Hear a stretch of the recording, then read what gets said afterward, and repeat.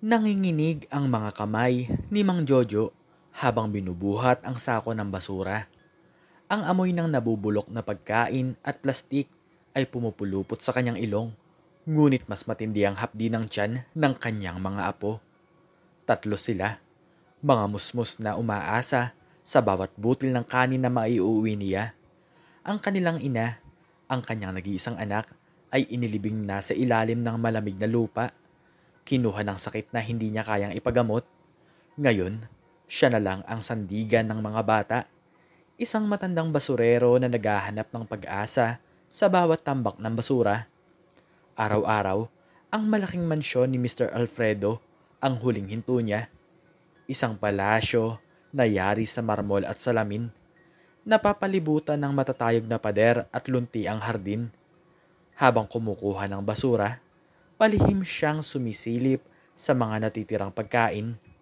Madalas, meron mga pritong manok, kanin, minsan pa nga'y prutas. Hindi niya alintana ang baho, ang kalat.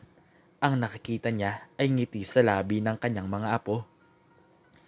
Isang araw habang maingat niyang inaalis ang balat ng manok mula sa basurahan, isang matinis na boses ang pumunit sa katahimikan ng umaga. "Hoy, anong ginagawa mo riyan? Patay gutom." Nalaglag ang balat ng manok mula sa nanginginig niyang kamay. Unti-unti siyang lumingon. Ang mga mata ay nanatili sa sapatos na nakatayo sa kanyang harapan. Isang pares ng kinang na itim na sapatos. Walang bahid ng dumi. Sa itaas nito, nakatayo si Mr. Alfredo. Ang kanyang muka ay salubong ang kilay.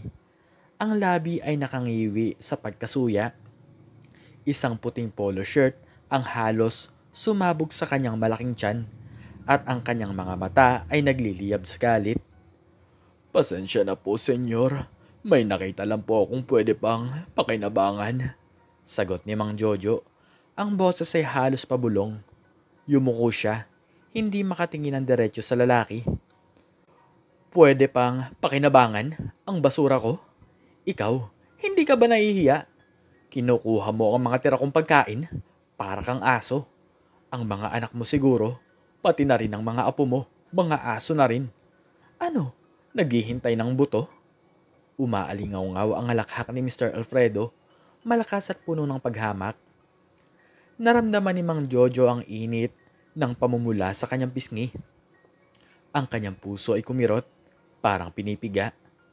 Gusto niyang sumagot, gusto niyang ipagtanggol ang kanyang mga apo, ngunit walang lumalabas na salita. Ang kanyang bibig ay parang pinako. "Hay nako, wala kang kwenta." Bumaling si Mr. Alfredo. Ang kanyang mga mata ay nanliliit sa pagkasuya. Naglakad siya palayo, ngunit habang naglalakad, may nalaglag mula sa bulsa ng kanyang pantalon. Isang papel de bangko, kulay asul. 100 piso. Kumislap ito sa sikat ng araw bago ito lumanding sa kanal sa gilid ng kalsada. Mabilis na gumalaw si Mang Jojo. Dinampot niya ang pera. Ang kanyang puso ay kumabog ng mabilis. Hindi siya nag-iisip. Ang nakita niya lang ay ang halaga nito. Ang halaga na makakapagpakain sa kanyang mga apo. "Senyor, senyor, nalaglag po ang pera niyo." Sigaw ni Mang Jojo. Nilampasan ng takot. Inabot niya ang pera kay Mr. Alfredo. Tumingin si Mr. Alfredo sa pera. Pagkatapos ay sa kamay ni Mang Jojo na may bahid pa ng dumi mula sa basura. Kumunot ang kanyang noo. "Ano yan? Madumi na yan. Nakita mo na bang kumuha ako ng pera mula sa kanal? Kadiri ka, talagang matanda ka." "Pero senyor, 100 po ito. Malaking tulong po ito." "Gusto mo ba yan?" tanong ni Mr. Alfredo.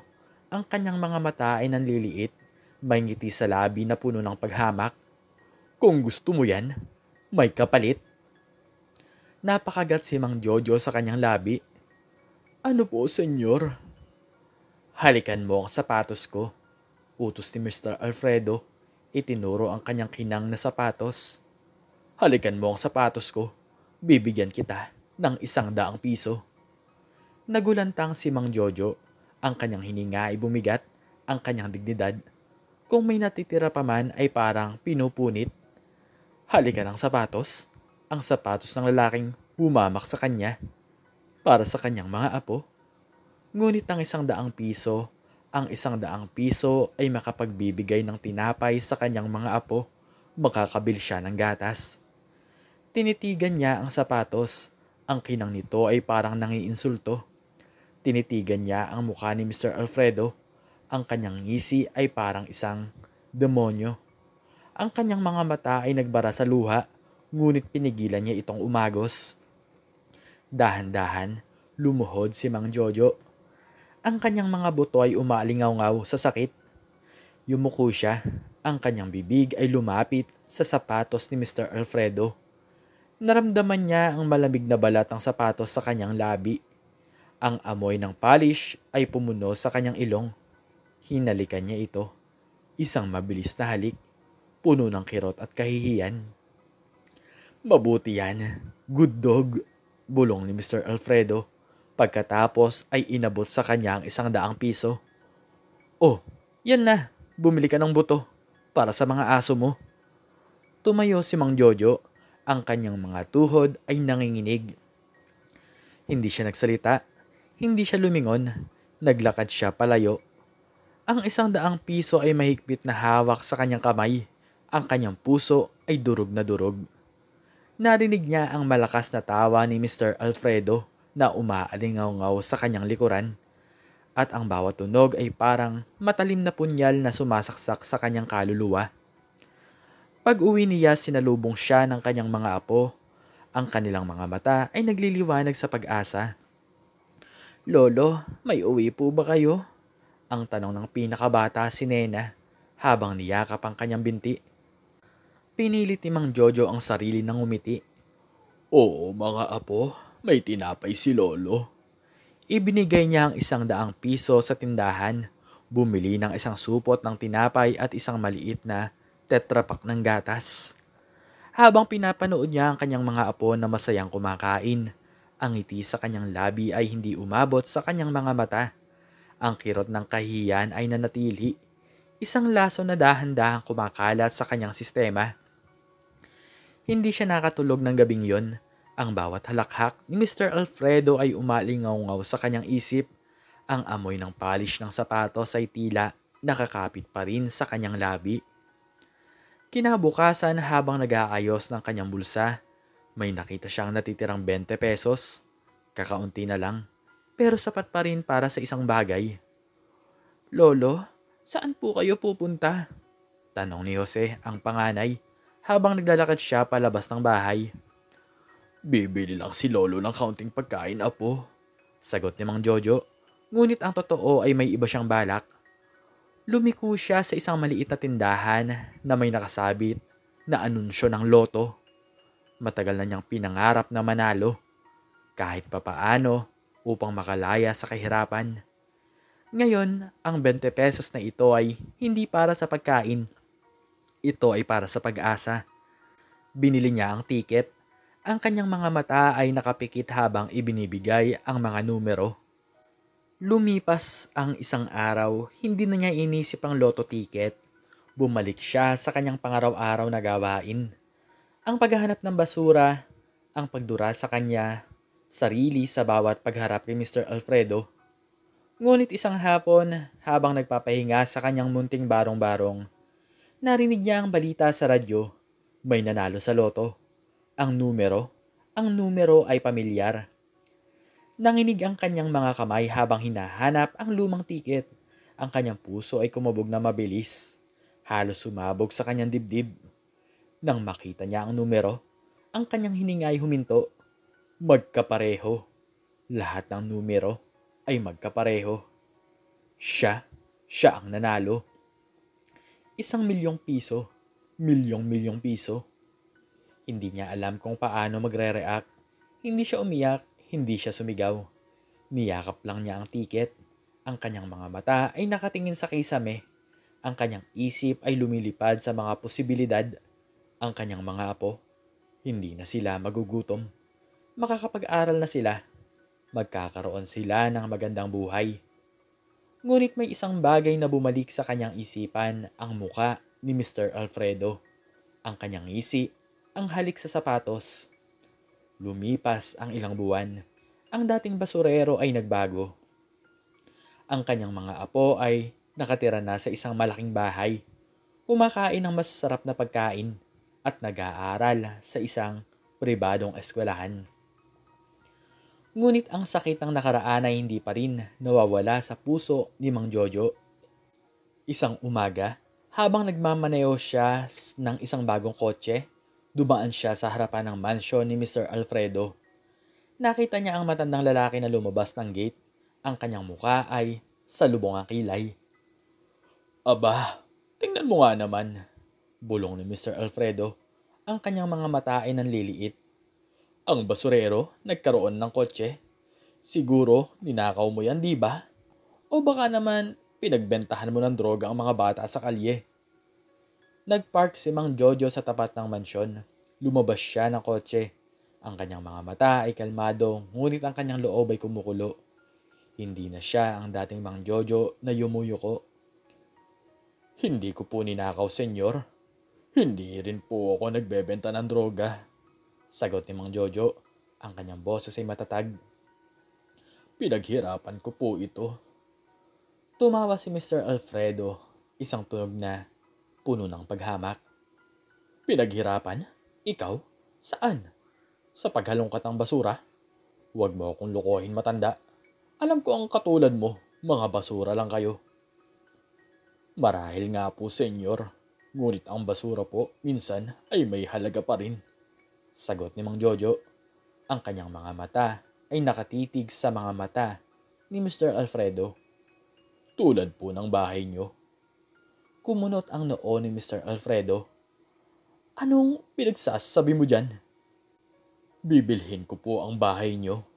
Diretsyong sabi ni Mang Jojo. Natahimik si Mr. Alfredo. Ang kanyang bibig ay bumukas. Pagkatapos ay nagsara.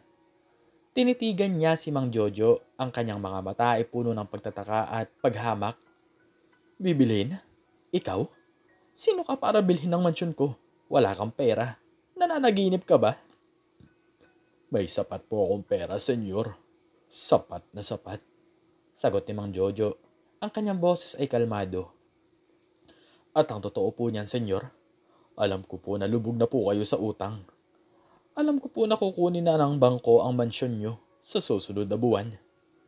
Nalaglag ang panga ni Mr. Alfredo. Ang kanyang muka ay namutla.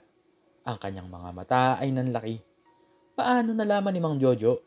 Ito ang kanyang pinakanatatagong lihim.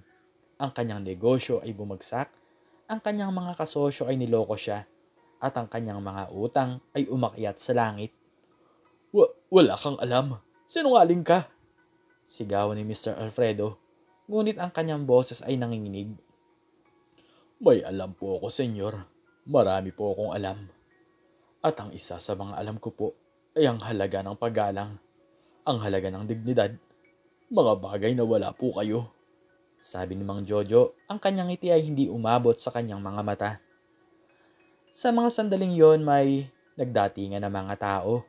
Mga kapitbahay na naglalakad, mga manggagawa sa kalye. Narinig nila ang usapan. Nakita nila ang pamumutla ni Mr. Alfredo. Ano yan, Mr. Alfredo? Totoo ba ang narinig namin? Tanong ng isang kapitbahay. Ang kanyang mga mata ay puno ng pagtataka. Hindi totoo yan. Niloloko lang kayo ng basurerong yan. Sigaw ni Mr. Alfredo. Ang kanyang boses ay parang pumiyok. Niloloko po ba, senyor? Kung gayon po, bakit po kayo namumutla? Tanong ni Mang Jojo. Ang kanyang mga mata ay nakatitig kay Mr. Alfredo. O baka naman po, natatakot na kayo na malaman ang lahat ng katotohanan. Ang katotohanan ng mayabang na si Mr. Alfredo ay isang manloloko. Sa mga bawat sandaling yon, may umalingaw-ngaw na siren ng pulis. Isang kotse ng pulis ang huminto sa tapat ng mansyon. Lumabas ang dalawang pulis at ang kanilang mga mata ay nakatingin kay Mr. Alfredo. Mr. Alfredo, may kaso po kayong pandaraya sa negosyo. Sabi ng isang pulis. Ang kanyang boses ay matatag. May warrant of arrest po kami para sa inyo. Napakagat si Mr. Alfredo sa kanyang labi. Ang kanyang muka ay namutla lalo. Ang kanyang mga mata ay nalaki sa gulat. Tiningnan niya si Mang Jojo. Ang kanyang mga mata ay puno ng galit at takot. Nagsimulang magtawanan ang mga tao. Ang mga kapitbahay na matagal nang naiinis sa kayabangan ni Mr. Alfredo. Ngayon ay nakita ang kanyang pagbagsak. Ang dating basurero ngayon ay nakatayo ng matatag, habang ang dating mayaman ngayon ay dinadakip ng pulis. Hindi! Hindi ito totoo! Hindi ako manluloko! Sigaw ni Mr. Alfredo habang kinakapitan siya ng mga pulis. Minsan po, senyor, sabi ni Mang Jojo. Ang kanyang boses ay malumanay, ngunit may matalim na dulo. Ang pinakamayabang, ang pinakamataas, ay siya ring pinakamabilis na bumagsak. At ang pinakamababang tingnan, ang pinakamahina, ay siya ring nakatayo ng matatag. Napaubo si Mr. Alfredo. Ang kanyang muka ay puno ng kahiyan. Habang inilalabas siya ng gate, ang kanyang mga sapatos, ang dating kinang na sapatos na pinahalikan niya kay Mang Jojo, ngayon ay natatakpan ng alikabok, parang sumasalamin sa kanyang pagbagsak. Simula noon ang buhay ni Mang Jojo at ng kanyang mga apo ay nagbago. Hindi na sila nagugutom. Nakapag-aral ang mga apo sa pinakamagandang eskwelahan. Si Mang Jojo, sa kabila ng kanyang yaman, ay nanatiling mapagkumbaba. Tinulungan niya ang mga taong nangangailangan. Nagbigay ng trabaho sa mga walang pinagkakakitaan. Alam niya ang halaga ng bawat sentimo. Ang halaga ng bawat butil ng kanin. Ang kwento ni Mang Jojo ay kumalat sa buong bayan.